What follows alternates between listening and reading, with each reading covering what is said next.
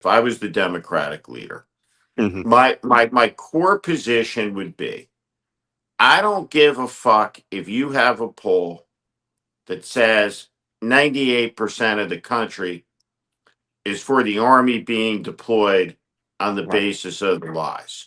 What that would say to me is we got a lot of work to do because Right. we're fucking against it. The Democratic Party is at what, something like 21% approval. That 40% that's missing there are Democrats who hate what's happening in the Democratic Party. It's not Republicans that are disapproving of the Democrats. It's other Democrats because no one wants to fight. And Gavin Newsom, Governor Pritzker, you have the Jasmine Crockett's, Max Fisher. All these people are enunciating what they want, but it does not seem to trickle up to the people who, like you said, Chuck Schumer doesn't seem to want to win the next election.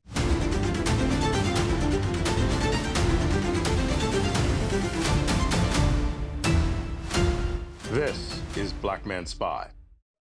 Welcome to this week's episode of Black Man Spy. I'm Malcolm Nance. For those of you who are listening on audio, you cannot see me here at Washington, D.C.'s lovely Union Station, where I am garbed in my former military combat shirt of the U.S. Navy pattern, where I am with U.S. veterans who are part of the RememberYourOath.org veteran movement to educate people that you should not occupy U.S. cities with U.S. service members like the National Guardsmen who are here in the area of the Capitol. But to discuss that and to discuss some of the more important salient aspects of why we are failing to stand up in this moment of history is Steve Schmidt. Steve Schmidt is a very well-known political commentator, political advisor. He has worked all over the world. He is most noteworthy for playing Woody Harrelson in real life. Woody Harrelson played him when he as the campaign manager of John McCain, and he also has his podcast and Substack, The Warning, which I subscribe to. Steve Schmidt is a prolific writer. Let me tell you, I can't put it out like he can.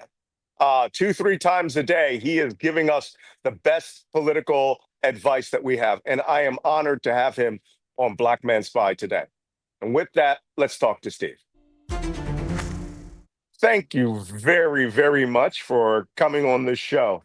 I understand that you're in Canada right now. I was just recently in Canada, but I find myself in Washington, D.C., standing with the veterans that are down here at Union Station because it apparently this city is now occupied by U.S. National Guardsmen, law enforcement officers from 8 different agencies by my count. And I don't know about you, but to me, this is outrageous. What say you? Well, yes, Malcolm, it is outrageous, and it is. There are no words for it, but as you pointed out, I'm in Toronto right now. You're in Washington, and it's always the case that um in anything on television, right, the camera can have a distorting effect. So, for example, right, the tornado comes, and right, you can have the national crew there on the trailer, and the trailer's been obliterated, and but the town is fine, right? Right, right. Um, what's the scene there, right? Like, what is the feel in DC as you're there? I mean, you're a retired senior chief in the United States Navy. I see you got a Navy 1775 hat on. Like, what's the scene in DC? It's a place Yeah. I lived for 7 years, but what is going on there? Yeah, I lived here for 15 years with my family. And I have to tell you, what I'm seeing is today there is less forces out on the street around Union Station. Yesterday had Humvees, MRAP armored vehicles out here in shows of force. There are these 3-man patrols like you would see in New York City, but the mall has over 100 soldiers. stationed at various places. I'm finding out from people that live here that law enforcement, here's where they're not. They are not across the Anacostia River in the southeast, which is, a overwhelmingly black district of the city, overwhelmingly high crime rate down there. They're not. This is, to me, from what I'm seeing and talking with the veterans who are here and have been here every day since the National Guard arrived. This is just a show of force for television. They are in Georgetown, for God's sakes, right? Patrolling M Street, and having to pay $7 for a latte. So my problem with this whole thing, and I'm going to be going around with some of the veterans who are taking these four-man teams and are going up and having talks, trying to talk to the soldiers. Soldiers have been ordered not to speak to civilians. That's even more insulting here. So, you do have a feeling that this is a city that's occupied. So if you go up to the National Guard troop, they will not engage in a conversation. No, they'll turn and they'll walk away. And this is why you see me, I'm here in my Navy combat shirt. All the veterans who are here are really You have trying your to rank. engage. Do you have your rank insignia on? No, I don't have my rank insignia on. I have a hat actually that has my rank on it. But Okay. The guys who were here, we're here for the Guard. This program that's here with rememberyouroath.org, they're here because they're sympathetic to these guys having what we would call a suck ass deployment, right? This is a sucky deployment. They're away from home on Memorial Day weekend from 19 different states. And this isn't a counterterrorism patrol like in New York City, or I was here in the evening of 9/11. I was at the Pentagon on 9/11, and there were zero people on the streets as civilians, but every intersection had the Guard, and everyone was happy to see them. Now we're finding out that they're providing these sort of blocking checkpoints up in, of all places, the city, Adams Morgan, right? To, Columbia Heights, Friendship Heights, places that are very, very gentrified and very white and liberal. And they have to help the MPD, or they have to show with the MPD, BATF, Bureau of Alcohol, Tobacco, Firearms, FBI special agents are just beat cops now. And, but we're here to try to remind them that they have an oath that they need to hold up to. And that oath is they are here for the defense of the American people and not to engage in any offensive action. Do they look happy? What does the morale seem like? Do they seem like they know why they're there, or do they have the why the fuck are we here look going on? Yeah. What's going on with that? Glad you're interviewing me because this is excellent, because it's true. For people to understand where we are, they have the look of those troops that marched on Trump's parade. Mm-hmm. They have, like, we're here. They told us to show up. We had to muster at 7 a.m. We have to draw our body armor and draw weapons from the armory. These troops are armed with sidearms out at Union Station. I do know that there are patrols going around with M4 long rifles. Why? On the National Mall? Because they're trying to give this image that they are providing, that they've pacified, the Fallujah or Sadr City or whatever analogy that they're making Washington, D.C. out to be. And these troops are like, I would suspect their attitude is, we got to be here. We have an 8-hour shift, or we have to do 3-hour patrols. Then we go to chow, and then we're going to come back. And what the hell? I'm missing my barbecue this weekend. So we're going to do more talking to them if we can, because a lot of them, they're young. I'm going to tell you something. National Guard, 40% of the National Guard is people of color and women of color. A lot of Latinos, a lot of African American kids here, men and women who are just meandering about with orders, is a good way to put it. Meandering about with orders. Ordered to meander about. Ordered to meander about. I've never in my Um, life. what? So, what's the veteran crew that you're with Yeah. like? What's going on with that? And Yeah. I'm just curious about the organization. Tell me more about it. Yeah. There's a big Twitter creator. Guy's name is Jolly Good Ginger.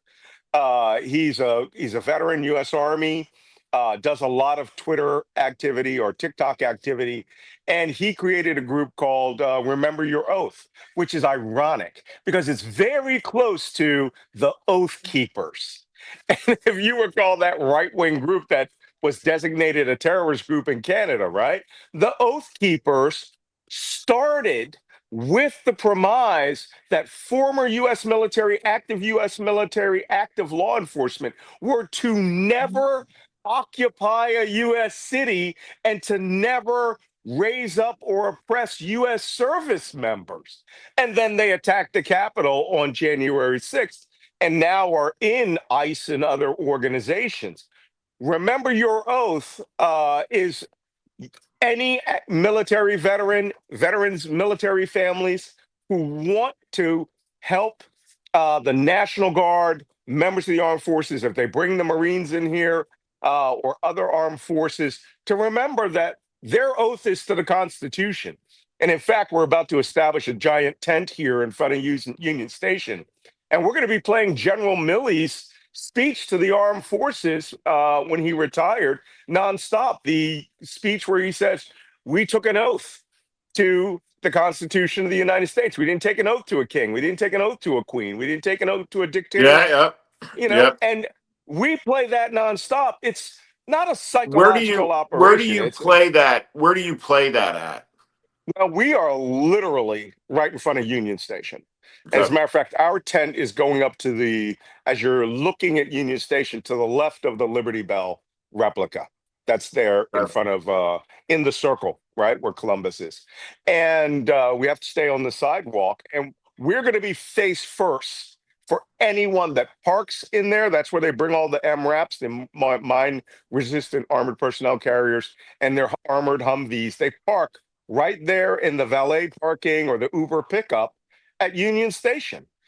They were there yesterday in numbers. I mean, they have these rally, but we're talking very heavy armored vehicles that shouldn't even be used as troop transport, right? They could use buses, which they generally do in Washington, D.C. So we're going to be face first out there, and we're going to be blaring General Milley's speech, blaring patriotic things to remind the soldiers who are here. This is not about Trump. This is apolitical, this protest. This is about the occupation of U.S. cities with U.S. soldiers. Should play the MacArthur speech from 1962. Yeah. And you Yeah. should play the opening arguments of Justice Jackson at Nuremberg. Oh, yes.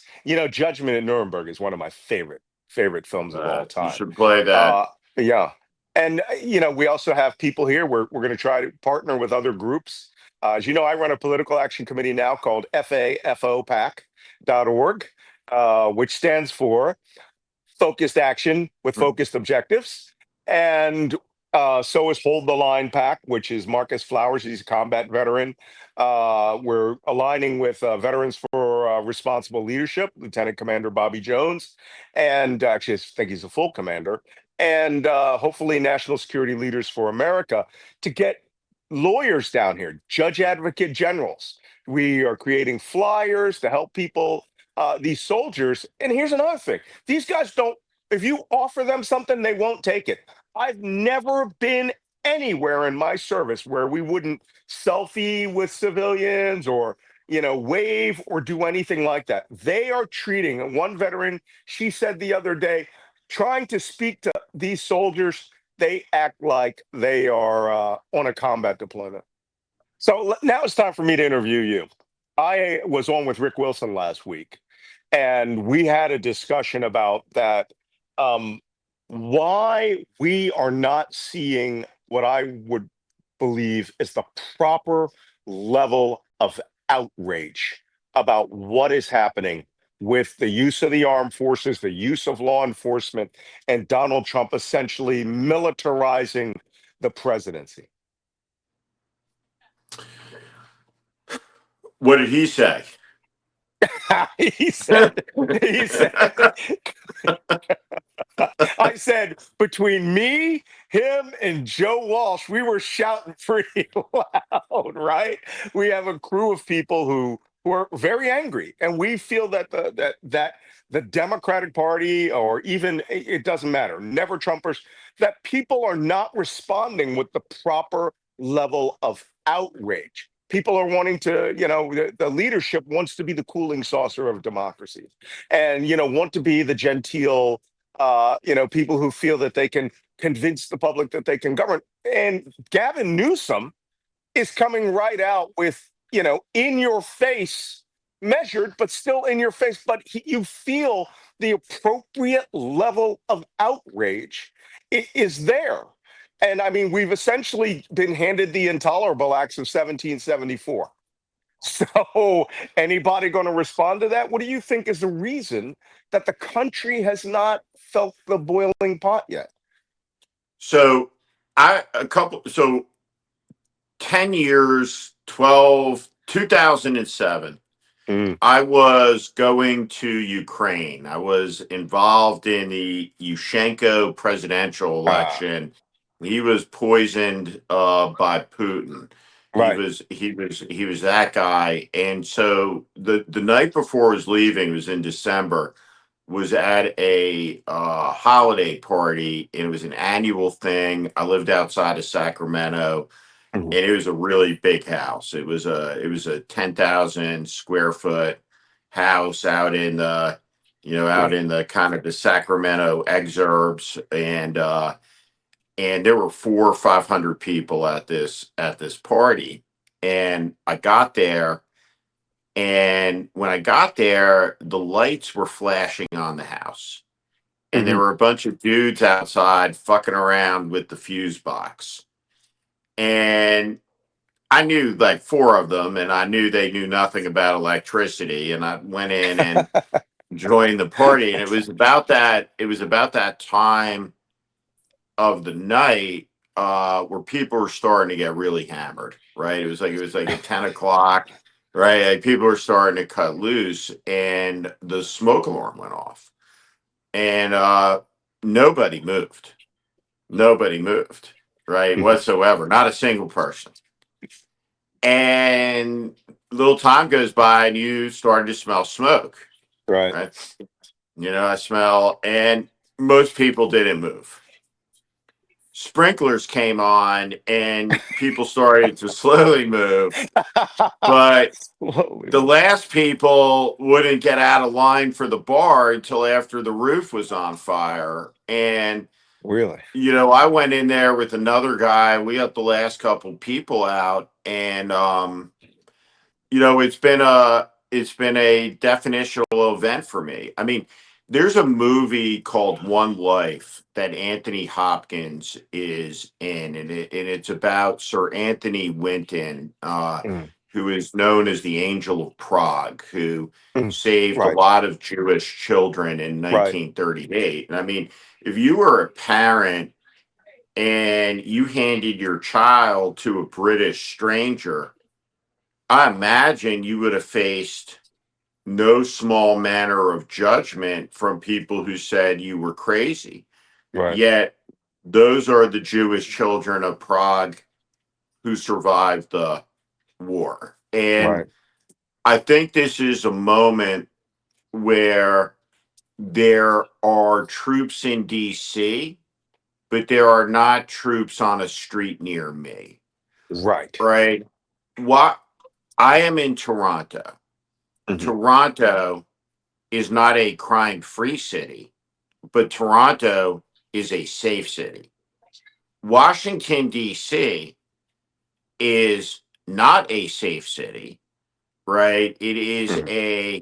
It is a city that has safe parts, Hmm. right? You someone who has lived there, it is all for theater, it is all for show, and in an idiotized society, why it's wrong to deploy the army to fight crime, right, is hard to make an argument, right, about when we're 8 years on from the guy who's deploying the army went out and started saying something that's much easier to understand in the context of all of this, which is, well, the election only counts if I win, Right. right? It's only legitimate if I win, right?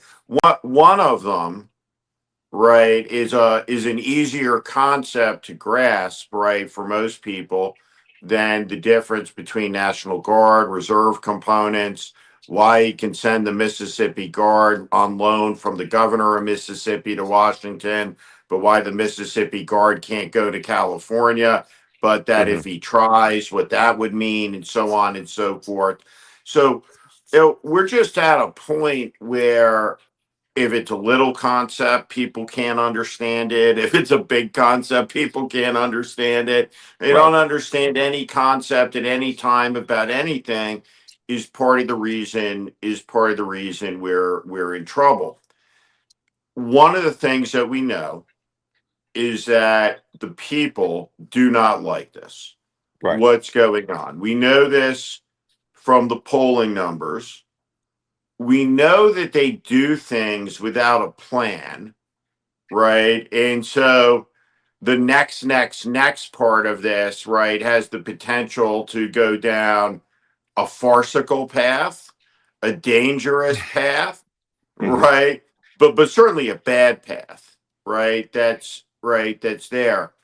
I I think that as the prices go up, as the economy worsens, as the craziness deepens, uh, we will see more and more public outrage.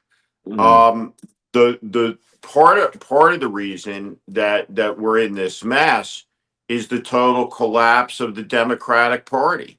Yeah. And though there are many good members of Congress in the Democratic Party, House and Senate, there are very few of them that are in the leadership, right? That are in a position to do anything. And they're a feckless bunch. Hmm. And so I think the important group here is the governors. I think that the Democratic governors have to convene. I think they have to invite Republican governors, from New England states, for example, to join them and to issue a statement, a compact, a reiteration of first principles. The moment Right. requires politically the acceptance of something that you want to handle with care, right? With restraint, which is the recognition that in order to stop the abuse of power, we have to use maximum power Hmm. Right. at all times, at all places. Here's an example Hmm. of maximum power in the hands of a citizen. Jeanine Pirro is utterly corrupt, Right. and Jeanine Pirro is utterly unfit. And her appointment and confirmation to be U.S. Attorney is a disgrace. And she is an instrument of injustice. And so when a grand jury was impaneled to indict on felony charges a guy who tossed a sandwich at a three-letter federal agent, Hmm. the grand jury said, get the fuck out of here. No, Right. no bill. And so citizens have that power, right?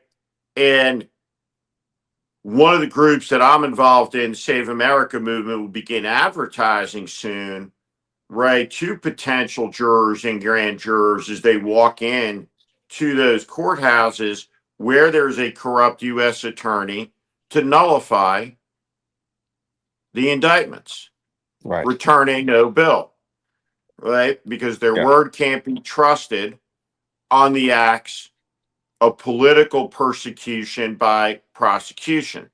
Hmm. In California, right, in all the Democratic states, there should be felony laws with felony penalties about masked agents. Right. Now, Hmm. federal supremacy will mean that they can't be applied, but at least rhetorically, you could say it's an illegal act. Mhm. And if I was the governor of a state, right, particularly one with a real state police force, like let's say New Jersey, Right. um, like in the old days, right, where the commanding officer might say, I need you to go get me 4 prisoners. I'd say, I'd want you to arrest me 4 masked thugs assaulting a citizen in my state. And we're going to unmask them for the mugshot. Right. And so we're at a moment where, in the totality of everything, what's required is the use of political power at its maximum degree 100% of the time on 100% of the occasions by 100% of the Democratic leaders in a position to maximize the use of said power. Period. Mhm. Yep. I'm from Philadelphia. I call myself a son of Philadelphia. So I take, the American Revolution, the founding, very, very, very seriously. And one of the things that I liken is I studied the American Revolution. Most people were just not interested in that revolution. Their money came from England. All their commerce and business was done. But the newsprint and the situation of the British Army, which would physically come into your town, excited people to where the level of drama in their lives, right? Or let me rephrase that: their response to what was going on would match the level of drama that was coming into their life. There's a lot of drama in America right now. But you wouldn't know it based on, I think that's what you're saying, is that many of the Democratic politicians don't want to amplify or ratchet up the response to where it would be noticed and would have some sort of political impact on them down the line. I think Gavin Newsom has done an excellent job of saying, hey, this is a crisis, right? And it was Thomas Paine who wrote The Crisis, right? This is a crisis. We're in crisis. Trump has made it seem like we're doing things that are good. And the Democratic Party and other people are not coming back with that level of urgency of now to go, not correct. I mean, Hakeem Jeffries, I saw him speak about this the other day. The first thing he said was, I wrote a letter. Like, bro, you're holding a press conference to tell me you wrote a letter. Not, this is outrageous, right? And so to match the true level of emergency, the level of that crisis, to the slow boil that Trump has done, which will just, wave over people unless it's brought up to be breaking news on a chyron on CNN.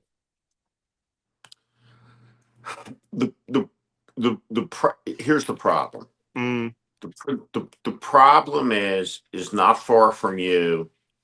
There is a building filled with incompetent people and children that is the DNC. mm, And there is an orthodoxy amongst Democratic consultants and a dogma about polling right. that has deluded them into believing that the issues are not, in fact, the issues that should be talked about. So I had one of the brightest lights in the Democratic Party say to me, hey, I was just in a meeting and they said that the issue isn't any of this stuff that's going on, it's affordability. Right. And I said to them, well, I said, what do you think the issue is? And they were like, well, I don't think it's affordability. Yeah. I think it's much bigger than that.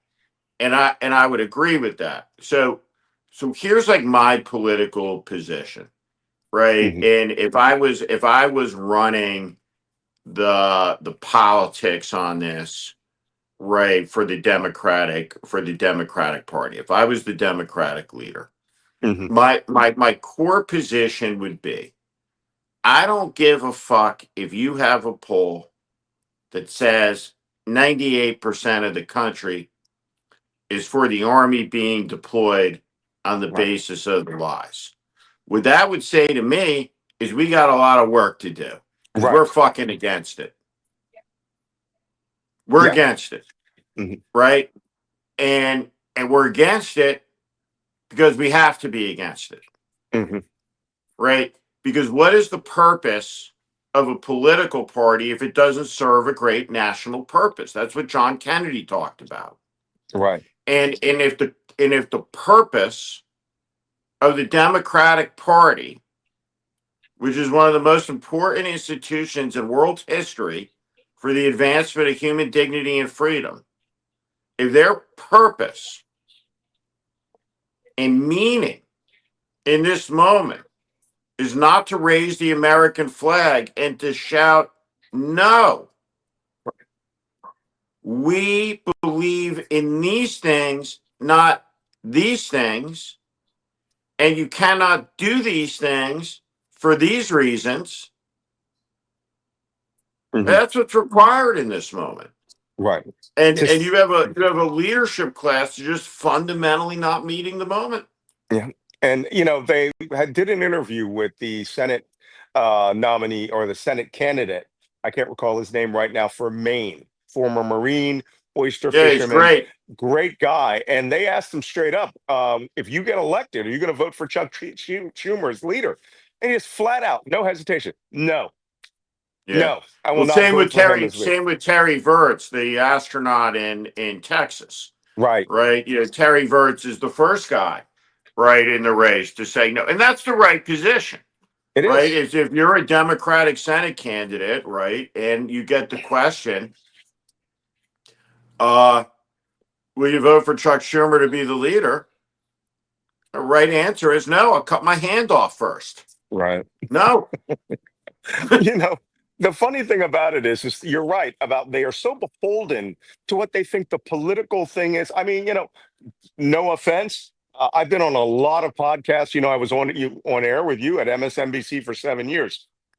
Um, the top three, how do you put it, or top two podcasts that are really locked into the Democratic machine have never contacted me in 7 years. I've got millions of followers in social media. If you're not within that bubble, they don't want to talk to you, right? If you're not a maker within the Democratic machine, they don't want to talk to you. We have people here. There's one influencer here. This guy's got like 1 million, 2 million TikTok viewers. That means everyone's under the age of 35. Everyone is under the age of 35, a critical voting block. But they are so locked into the past. And I had this talk with Joy Reid. She came on a couple of weeks ago. And I said, what is the matter with these people? And she said they are awesome for 1991. They're great for the party of the past. But this is like taking a poll at my late wife is buried at Washington Crossing National Park. That's where I'll go when I pass. George Washington, right down the block, across the Delaware, right? Christmas Eve, 1776. If he had to poll test whether he should have attacked Trenton, we'd be drinking tea all day right now, milky tea. These I people do not understand that history is upon them. I think that I remember we had a football practice in high school after we played a game. We were so bad the coach didn't let us touch a football for 3 days, right? All we did was run. And right, he's like, you don't deserve to touch the Yeah. football. Right. And under that theory with the Democratic Party right now, I've never been right in a all senator meeting, right, where it's Mhm. just the senators. But I've been in a lot of meetings, right, I've been in a lot of meetings, where there's a range of people in the room. And I'm just like trying to think, like if we were there, like if we were senators, if Joy was a senator, Mhm. and I don't, this may be like unfair to Joy, but what I Mhm. believe, like knowing you guys, I believe that in the caucus meetings, we would sit in the back of the room. We would be in the back of the room caucus. I've always sat in the back of the room, Mhm. like of any room where I could sit wherever I wanted. It was always as far from the front as it could possibly be. So Right. you could foment rebellion and comments and do whatever you needed to do, right? In the back. But I would think if you were sitting there, right, 7 months in, we were sitting in the back of the room, right? And yeah, Joy and I mean, I'm definitely Joy's right, on Mhm. a bunch of politics. Joy's a true blue progressive.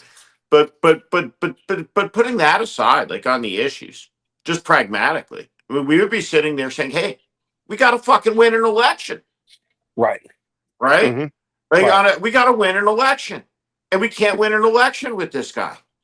Like Yep. it's Mr. Leader, Chuck, what it's not personal, right? Why do you have to pretend if you got a baseball team and your closer goes out every night and gives up 7 home runs? Mhm. He can't be the closer. Right? The whole country's on the line. And what you know is that you got 46 United States senators, 45, right? Democratic, right? A couple independents in there, right? Mhm. But before you can do it, shut the fuck up about Trump. Yep. Don't say his name. Before you can do anything about Trump, you have to replace your leader. Mhm. The American people don't trust him. They don't respect him. They won't listen to him. Yeah. Who can connect? Who can connect? Like for example, if you're the leader of the Senate,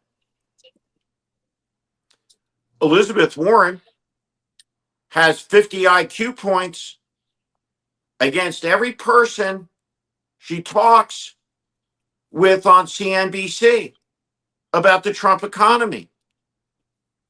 It should be her province. Mhm. Let her, but as part of a coordinated team. The leadership is so weak, they don't function as a team. Mhm. Right. And there's never been a moment in the modern era when there's been more of a need for political teamwork. Mhm. And that's why I think it's so important for the Democratic governors to meet Yeah. right together in the middle of the country and say some big things. I agree with you 500% on that. It is a time for people to stand up and create a nucleus of leadership. And this was one of the things that I also spoke with Dahlia Lithwick. We were talking about the crisis in the Supreme Court. If you just let it happen and you put out a genteel statement at the end of it, it's done. It's done. There is no spirit of rebellion. There is no spirit of resistance like we're doing down here. First time I put on a combat shirt in 3 years because people here are fed up with this. And we understand that these are American citizens. We're not here to harass these soldiers. We've got American citizens. I wrote a whole book on this who are more than willing to think about killing other American citizens in the name of Donald Trump. But the politics of the Democratic Party is at what, something like 21% approval. That 40% that's missing there are Democrats who hate what's happening in the Democratic Party. It's not Republicans that are disapproving of the Democrats. It's other Democrats because no one wants to fight.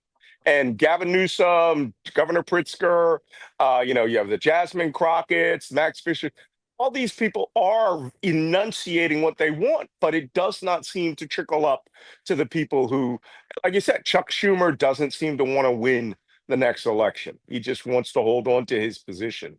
And if you and I were sitting in the back, did this with Michael Steele. The first words he goes, the first words I would have said were, "What the fuck? What is going on We with would you got guys?" if Michael was a senator, we would get him to talk first. I We'd be like, nominated him to be. Michael, you gotta say something. Michael, you gotta say him something. You have to tell him he's full of shit. Right? That's Like right. right. No, it's a you can't. Well, like politically, right at the end of the day, right? It's tough to argue with is Oops, right, and democracy's falling. um, right. You in the is here is that the American people have reached a verdict, and yelling at them that Chuck Schumer's a great leader, historic. It doesn't. It does until the Democratic Party takes steps to put a face forward. And man, they have some great folks, Mhm. superstars. Exactly the type of people you want in the House and Senate there, but they don't have a chance to shine, and the country needs them to shine. We got Trump's got one hand on liberty's throat, right? And you got this gerontocracy that demands that, hey, you don't understand. I got to stay in my office, right? I'm 85 years Yeah, old. I got nothing else to do, right? And it's killing the country. right. It's killing the country. It's Right. terrible. It is. Well, Steve Schmidt, thank you for your time. Thanks for coming on Black Man Good to Spy. see you. And let's hope that we can that this sends a message. I don't know. By the way, I told Michael Steele that when they were having a crisis of conscience with Ken Martin, I said, run for chair of the DNC. It would have been great. We'd be winning right now if Michael Steele was the chair of the DNC. He would have Well, held that's both I think seats. I think it's one important thing, right? Democrats are winning, right? Not because of the DNC, in spite of the In DNC, spite of right? it. Because Yeah. right, if you have right an alternative, right, to the status quo, the alternative is going to win. But we need to have a politics in this country that isn't just focused in an outcome about, well, we're going to elect the D people. We need to make sure all this bullshit never happens again, right? We need a Yeah. Project 2029, right, that secures our democracy for the next 80 years. And that we don't want to live in a country with one man rule, corrupt Supreme Court, feckless Congress. And so we got to pass some constitutional amendments. We have to have some serious discussions. And again, as I said, an idiotized society where it's very difficult to have conversations, right, with any depth, any complexity about some of the most elemental concepts of our society or civilization.